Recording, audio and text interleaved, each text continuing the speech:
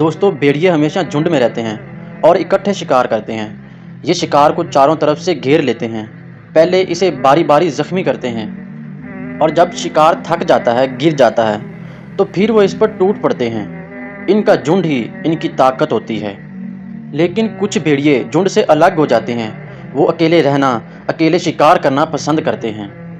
ان کی طاقت کسی سہارے میں نہیں، ان کے اندر ہوتی ہے۔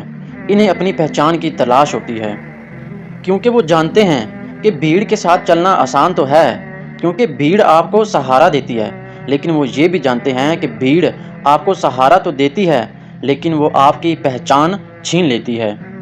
اسے اپنی پہچان کی تلاش ہوتی ہے، اس لیے یہ جھنڈ سے الگ ہو جاتے ہیں۔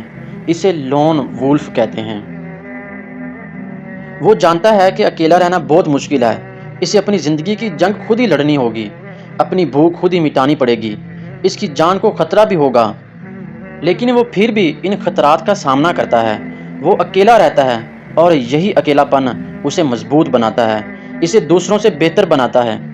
لون وولف اس علاقے کا سب سے طاقتور بھیڑیا بن جاتا ہے، اور پھر آہستہ آہستہ دوسرے بھیڑیے اس کے ساتھ جڑنا شروع ہو جاتے ہیں، اور اس بھیڑیے کا اپنا ایک جھنڈ ہوتا ہے۔ میں اکیلا ہی چلا تھا جانب منزل، مگر لوگ ملتے گئے، کارواں بنتا گیا۔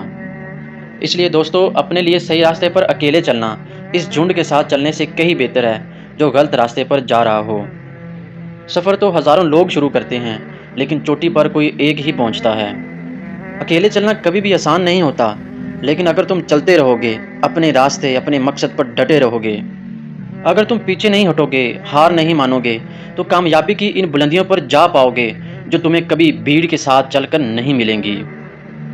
دوستو، ایک بات اور ہمیشہ یاد رکھنا، ایک درخت جو کھیت میں اکیلا کھڑا ہو، وہ جنگل میں اگے ہوئے درخت سے کہیں زیادہ مضبوط ہوتا ہے، کیونکہ اکیلے درخت کو کھڑے رہنے کے لیے، قائم رہنے کے لیے، طوفانوں اور تیز ہواؤں سے بچنے کے لیے اپنی جڑیں گہری اور مضبوط کرنی پڑتی ہیں۔ جب تم اکیلے رہنا، کسی سہارے کے بغیر چلنا سیکھ لیتے ہو، تو پھر تم کچھ بھی کر سکتے ہو۔